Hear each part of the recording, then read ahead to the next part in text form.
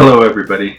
I thought to start out this video with this the first full day of our hiking the Highline Trail in Utah that I didn't take a lot of video or a lot of pictures that day, mainly because it was a very wet, drizzly, foggy day and kind of miserable actually.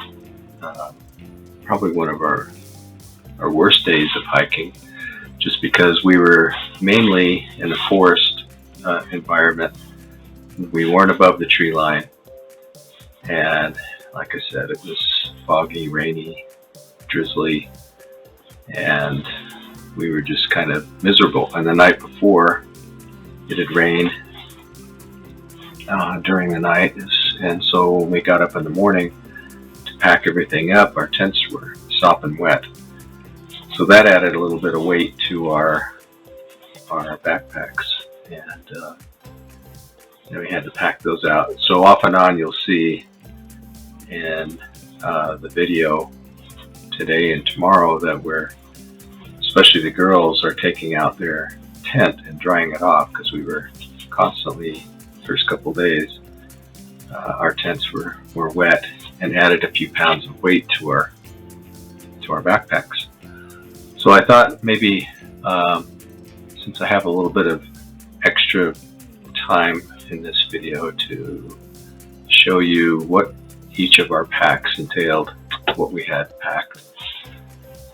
First of all, my pack was 47 pounds, and part of that was I brought things for my dog Athena that are not on this list here.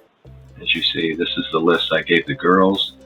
And we pretty much, each of us had probably everything that you see on this list in some fashion. Some of them, the girls maybe did a little bit differently, but for the most part, we had to have this main essential section here, and you can just read through it.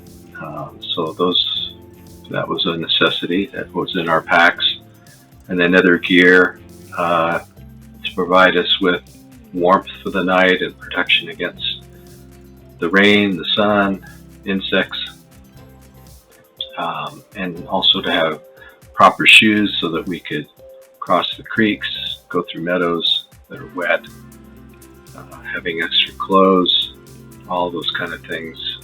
These were in each of our backpacks. Maybe not vitamins, but I brought vitamins, and I think we all had Advil pretty much, and other medications to help with elevation and soreness. And then in addition, electronics. Each of us had battery backups for our phones, and it worked great till I think the last day or last couple days. But for me, the very last day, everything died on probably the last 5 miles of the trip. So I had no phone to keep my mileage up, to show how far I went, but Imogene did, so we always had her to rely on with her watch on her. But the rest of us had dead equipment. And that was mainly for me anyway, was because the last couple days we did have some stormy weather or cloudy weather or both, and my solar panels that I have on my backpack just didn't charge my battery backup like it normally does. So it worked perfectly throughout the hike until that last day and a half. So you can see there, I didn't bring a GoPro, but I just suggested that if the girls wanted to bring it. But I did have a GPS, and I did have an inReach that allowed us to communicate to the outside world during the trip. And also, some of you followed us through the link I sent that every 10 minutes made a little mark, showed where we were in our hike so that you could follow us along our adventure. So that's what the inReach did for us. And let's see, the trekking poles, those were really important on a trip like this. I did bring a fishing pole, the girls didn't. I never did pull it out to fish, so I probably would not bring that next time, especially on a hike like that. Then food and water, pretty much these were essential. My food weight was 11 pounds. The girls, I remember saying theirs were 14 or 17 pounds each. So they had a little heavier food in the beginning, but they ate those and reduced their weight. And then dressing for the hike, you can see there the type of clothing you used, and you stay away from cotton. So anyway, I just wanted to show you that, just so you understand what was in our backpacks. And I wanted to show everyone, you probably saw this, those that were following us, the link I sent you, that you can see where we were at during the day, during our hike, during the week, and explain a little bit about these little dots here. Those are where the inReach would send off a signal and locate our position, and that's what you would see. You can see this one has a long distance one. There's probably a little flat area here. We're crossing an area that was easy, and so we made more distance. And then you see shorter ones where we either we're taking breaks, or it was a little tougher area, maybe coming over a little steeper area. Right here, where these are close together, this was going to be our only water source. That's the problem with this first section of the Uinta Highline Trail, is East Park Reservoir is the last of the water, and for most you don't have any water for 15 plus miles. But I had watched a few videos where somebody had made a comment and marked it with a GPS location where there was a good water source pretty much year round. So we stopped, dropped our backpacks, and I left my GPS on my backpack so it didn't come with me, so you don't see this little section here. But we dropped down about a quarter mile and located the water source, filled up. And this, by the way, was about 8 miles from East Park Reservoir. So we filled up, we're ready to go, and we headed off. And right through here, you can see kind of maybe a little confusing to look at this. And the reason was, and by the way, right here, it got really foggy in this area here. And so pretty much we were in a foggy, drizzly scenario the rest of the day. But then it also started to rain really hard, especially in this section here. And because I had brought a pistol with me, it was the belt that goes around your waist on the back from the backpack, and it was in there, and it was poking my hip, and I didn't really realize what was causing my hip to hurt, but I eventually did, and took it out of my hip pocket and put it in my backpack because it was causing me a lot of pain, especially when I go uphill, and that would just poke me every time. Each time my left leg would go up. So anyway, as a result, that soreness got really bad and started to even inflame my hip joint. So I stopped and told the girls to go on, and I took my pack off, took some Advil, and put my pistol inside my pack. So then I headed out again to find them, and then it was really pouring hard right in this area right here. And on my phone, I had marked another water source in case we needed it. And when I was following my GPS, I followed the mark to the water source. I realized it, that I got off, but it was a little ways, 10 minutes it looks like, before I realized it. And it was just really pouring down hard rain.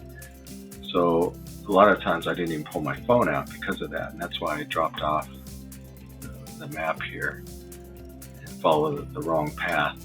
Well, when I got back on, I realized I came up here and I thought, well, if the girls stopped at this junction right here, because I told them to stay on the path, look for cairns, and there's a marker for the Highline Trail, which is 025. If you lose that at all, just stop and wait for me, because I was the one that had the locator, the GPS. So I thought to myself, I better go back and check that junction. So I dropped my pack and then I walked back to the junction, and they weren't there, so then I walked back and headed on to see if they were up ahead, and I did find them huddled on probably right in here. I found them huddled, in fact I think it was underneath a tree, and they were cold and wet, and I think they were eating some snacks or maybe their lunch. And anyway, it was a little bit discouraging at that time. They were cold. I had been lost and looking for them, and I was sopping wet. Anyway, yeah, that was a dark time for us. But we continued on, and we made it to this location here where this little mark is. This is where I sent a text to my wife with my inReach. And you can see there's a little blue area here, and that was the creek we stayed at for the night. That was also where a couple other groups, a Canadian group of young people and a guy from Pennsylvania, from the Pittsburgh area, they were all right here. And so when I ran into them, I said, "Hey, do you mind if we camp in this area too?" It was a meadow. They said, "Oh no, more the merrier." So you'll see that in the pictures where we camped. That was 15 miles we made that day. We had been hiking for 13 hours and climbed 2,300 feet from East Park. So anyway, I just wanted to clarify that, and kind of what happened in these little spots here as you were watching us. I didn't take a lot of video because I didn't want to take my phone out in the rain. And yeah, this was probably our hardest day mentally, just because of the rain and the fog and getting lost. So anyway, now I'll show you the videos. Enjoy.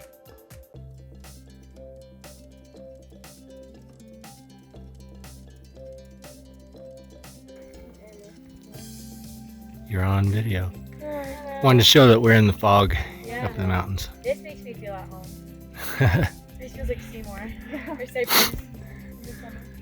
Let's see, right here we're, 10 miles in? 9 miles? Today? Yeah, the whole trail. I have like exactly 10 miles in basically. 10 miles. Of the whole trail? Yeah. 90 more. Alright, onward. We're almost to Manila Park, where we're going to, actually we're in Manila Park, and we're going to now see if we have water. We've been going 8 miles, filled up full of water from our last camp, and now we're, come, Dana, come, and now we're gonna see if there's water. Hopefully there is. Total distance 8 miles. Total time 4 hours 46 minutes and 40 seconds. Split pace 28 minutes 52 seconds per mile. And then from there, we're going to go another 8 miles. So we're about halfway done today. And we're walking in this fog for the last hour. I guess I better see where they are. Yeah, they are.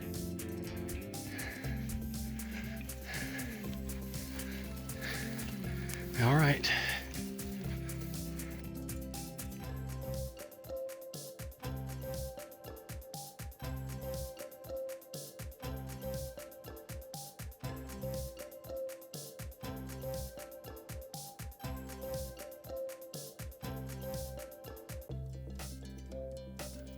This is night number 2.